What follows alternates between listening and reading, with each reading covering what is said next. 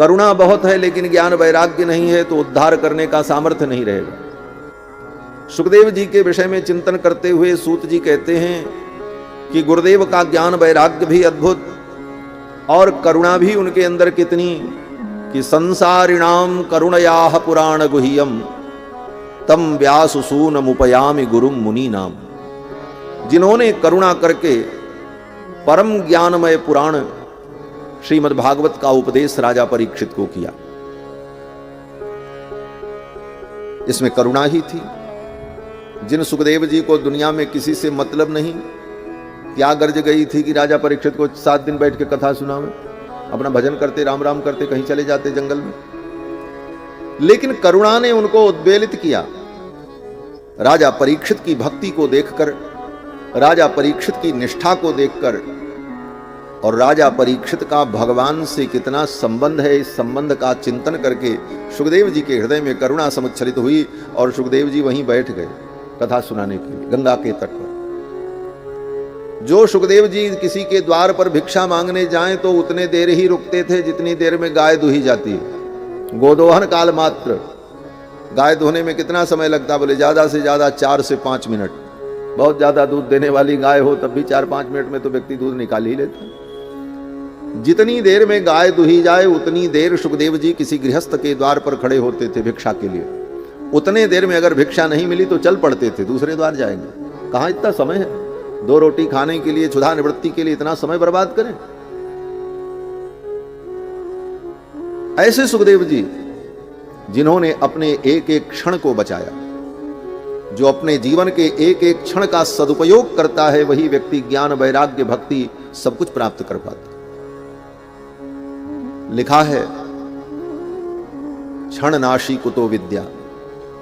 जिसके जीवन में क्षण नष्ट हुआ उसे विद्या कहां मिलेगी। और कण नाशी कुतो धनम, और जो एक एक कण बचाता है वही धन का संचय कर पाता है।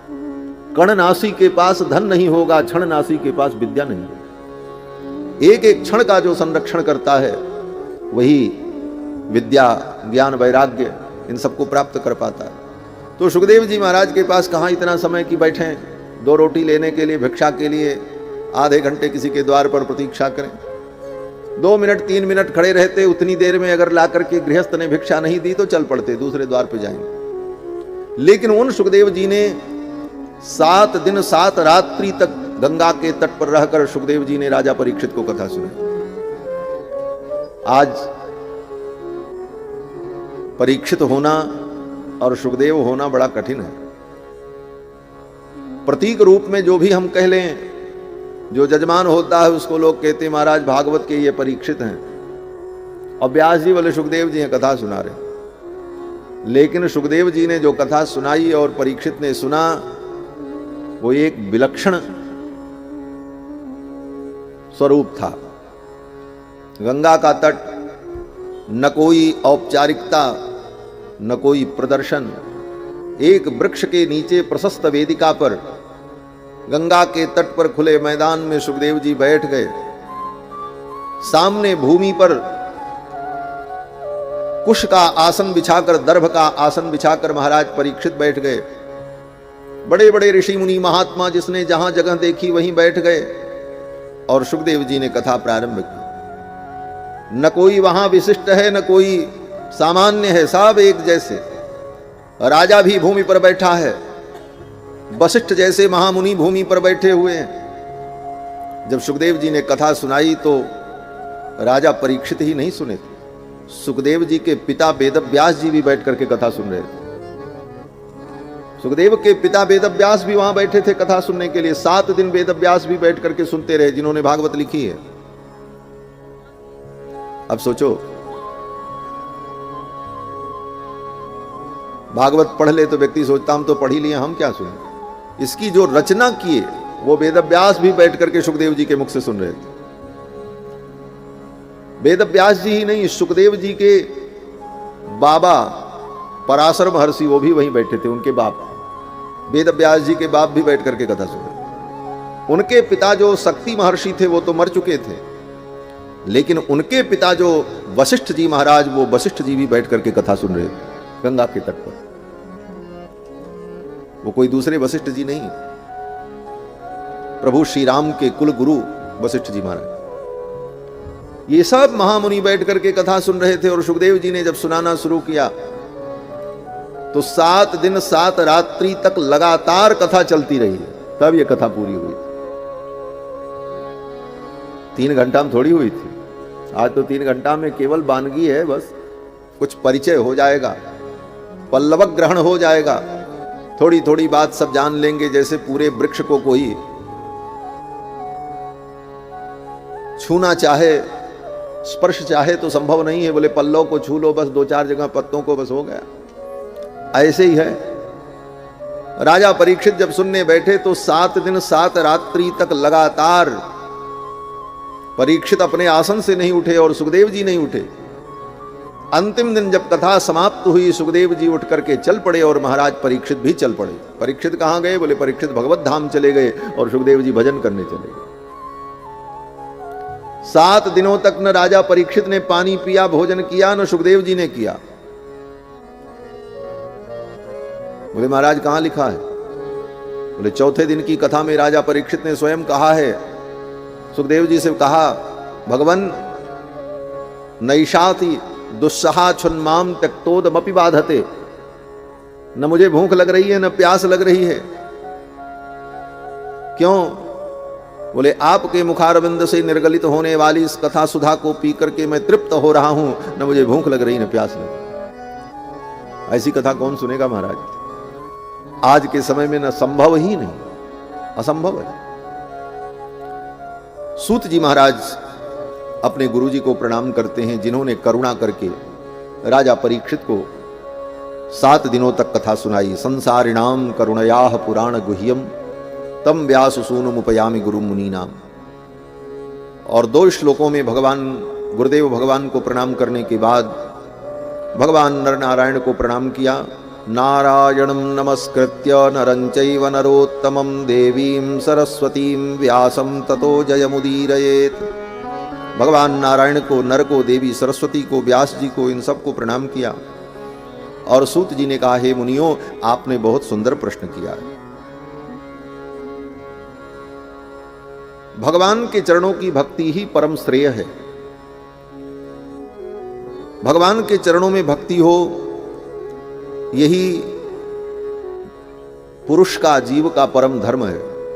सवई पुंसाम परो धर्मो यतो भक्ति अधोक्षजे। अधोक्षज के चरणों में, भगवान के चरणों में हमारी भक्ति हो, यही परम धर्म है। हम अपनी भक्ति को भगवान के चरणों में जोड़ दें। वासुदेवे भगवती भक्ति योगः प्रयोजितः। कल मैंने निवेदन किया था, प्रेम का नाम ही भक्ति है। प्रेम का नाम भक्ति है, तो हम अपने प्रेम को भगवान से जोड़ दें। ये भक्ति जो है, ये मानो कन्या है और कन्या का विवाह करना पड़ता है।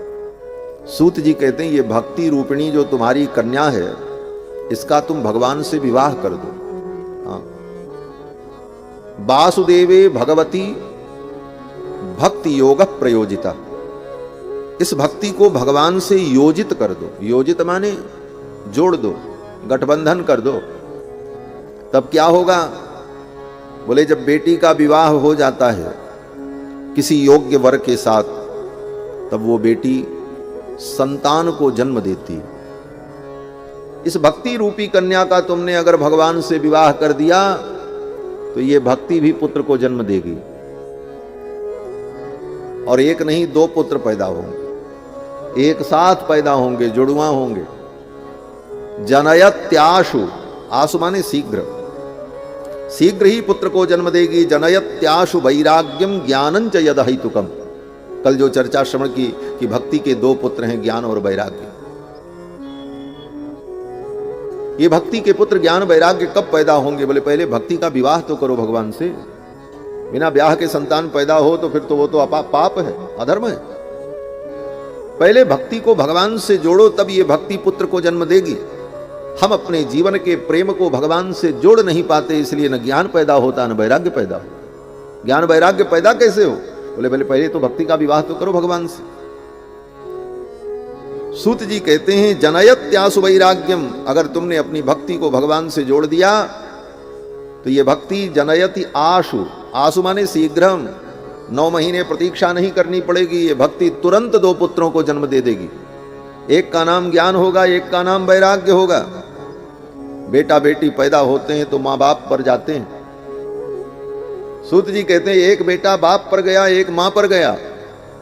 वैराग्य गया माँ पर और ज्ञान गया बाप पर। 2 पुत्र पैदा हो। हमारे जीवन में ज्ञान वैराग्य इसीलिए नहीं दृढ़ हो पाता क्योंकि हम अपनी भक्ति को भगवान से नहीं जोड़ पाते। प्रेम तो करते हैं लेकिन किससे? बोले संसार से। बेटा बेटी, धन संपत्ति, पुत्र परिवार, प्रतिष्ठा, लोकैषणा, इसी से हम प्यार करते हैं। भगवान से तो प्रेम का केवल अभिनय करते हैं। थोड़ी देर के लिए मंदिर में जाकर के चिल्ला देते हैं, कह देते हैं तुमेव माता च पिता तुमेव बंधुश्च गुरुश्च तुमेव। लेकिन वही संसार हमको प्रिय है, भक्ति हम संसार की कर रहे हैं, तो ज्ञान वैराग्य पैदा कहां से हो? भक्ति भगवान की हो। ये भक्ति किसी और की ना हो।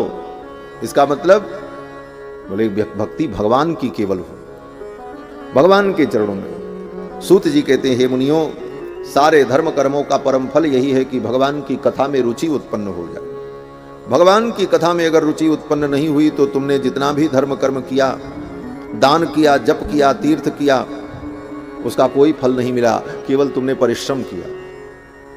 सूत जी कहते हैं नोत्पादयेद यदि रतिम श्रम एव हि केवलम, अगर भक्ति उत्पन्न नहीं हुई तो तुमने केवल श्रम किया, बस तुम्हारे उन कर्मों का सही फल तुमको नहीं मिला। आप अगर तीर्थ जाते हैं, जप करते हैं, दान करते हैं, यज्ञ करते हैं, तो ये सारे सत्कर्म आपके फल दे रहे हैं। इसका प्रमाण क्या है? बोले भगवान की कथा में रुचि हो जाए।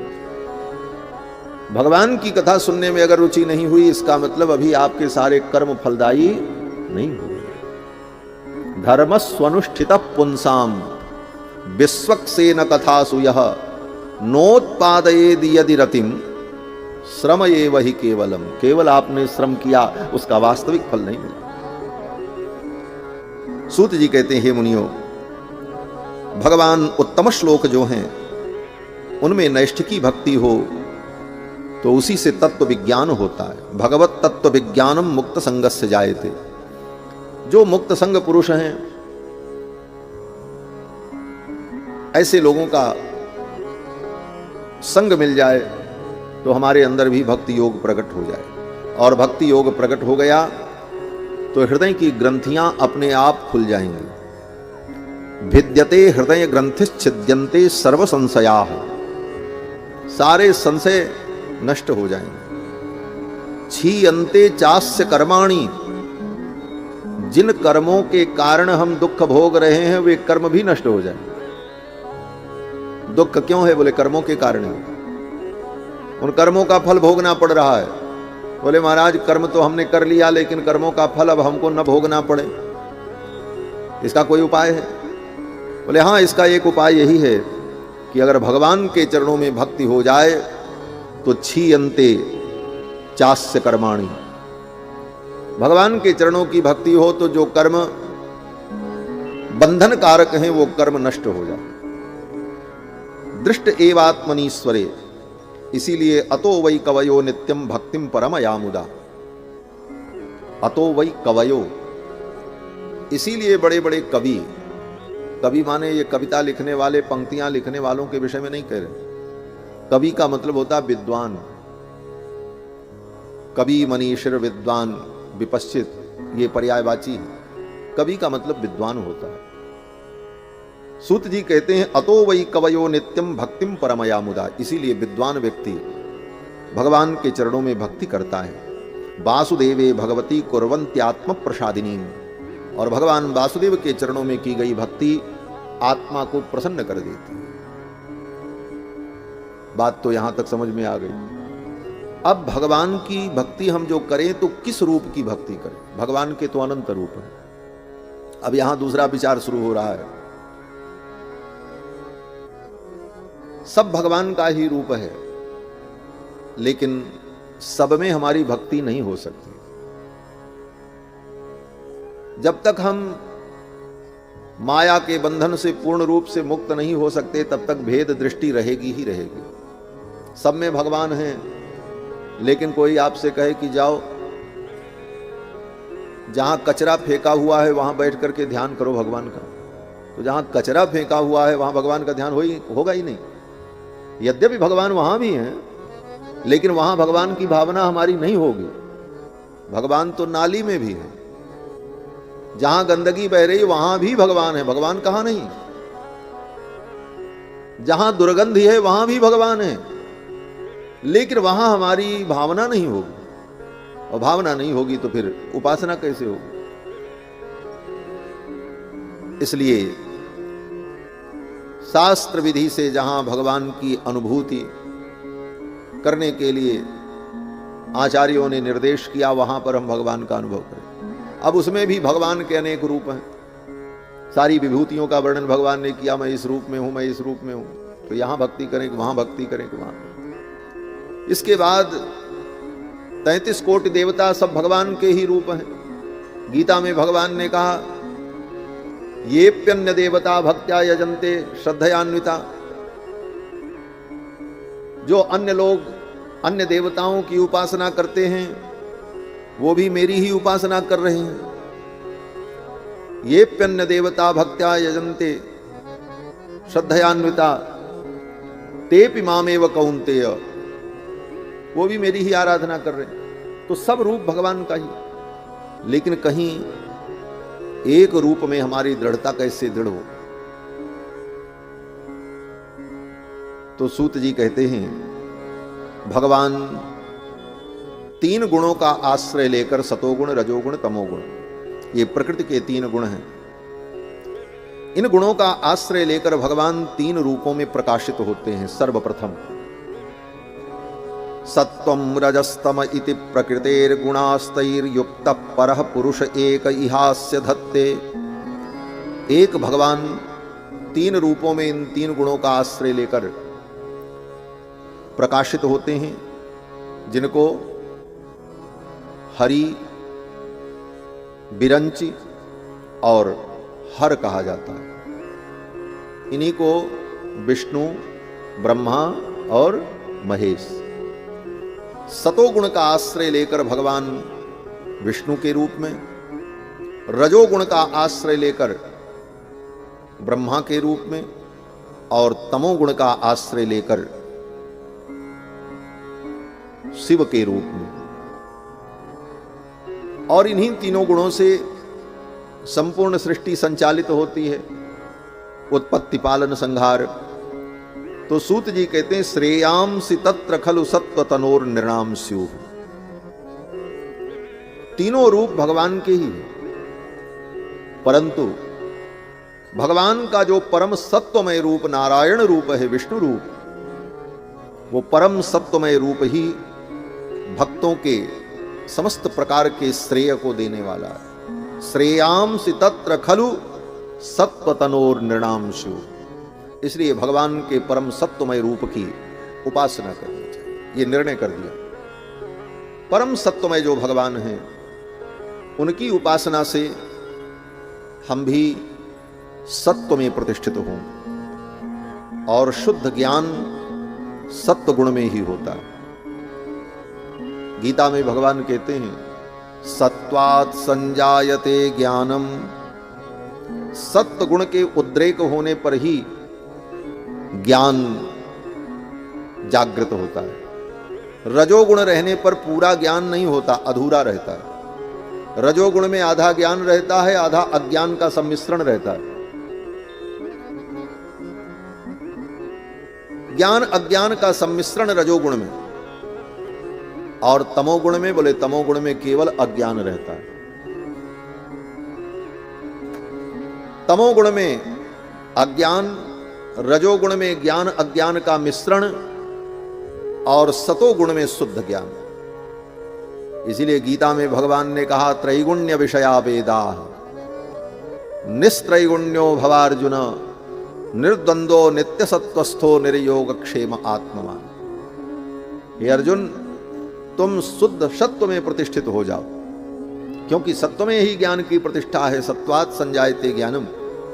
तो सूत जी कहते हैं परम सत्वमय जो भगवान हैं उनमें अपनी मति को लगाओ। सत्वम विशुद्धम क्षेमाय कल्पन्ते येनु तानिह। वे परम सत्वमय भगवान जो नारायण हैं, मुमुक्षु प्राणी उन्हीं का भजन करते हैं। संसार में दो प्रकार के प्राणी हैं, एक मुमुक्षु और दूसरे बुभुक्षु। बुभुक्षु का मतलब जिसको भोग की इच्छा है, और जो भोग से विरत होकर मोक्ष चाहते हैं वो मुमुक्षु हैं। तो भागवत में बुभुक्षु प्राणी के लिए कुछ नहीं है, ये बुभुक्षुओं का ग्रंथ ही नहीं है। जिसको भोग की इच्छा है उसको भागवत सुनने से कुछ मिलने वाला ही नहीं, उसके लिए भागवत है ही नहीं है, ये उससे ऊपर की बात है। ये मुमुक्षु प्राणियों का ग्रंथ है, परमहंसों की संहिता है, पारमहंस्याम संहितायाम। ये कौवा और गिद्ध जैसे लोगों के लिए है ही नहीं, जिसकी दृष्टि सदा सड़े हुए मांस पर ही हो। ऐसे कौवा और गिद्धों का ये ग्रंथ नहीं है, ये तो परमहंसों का ग्रंथ है, जिसके अंदर क्षीर नीर विवेक हो, जो दूध और पानी को अलग करने की क्षमता रखता हो। ऐसे परमहंसों का ये ग्रंथ है हमारा, पारमहंस्याम संहितायाम। हर अध्याय के अंत में यही लिखा रहता है, पारमहंस्याम संहितायाम। तो इस ग्रंथ में बुभुक्षु प्राणियों के लिए कुछ नहीं, जिनको भोग की इच्छा है वो जाएं। बहुत सारी स्मृतियां हैं, बड़े सब ग्रंथ हैं, उन ग्रंथों में बहुत सारे उपाय लिखे हुए हैं, ये करो तो ये फल मिलेगा, ये करो ये फल मिलेगा।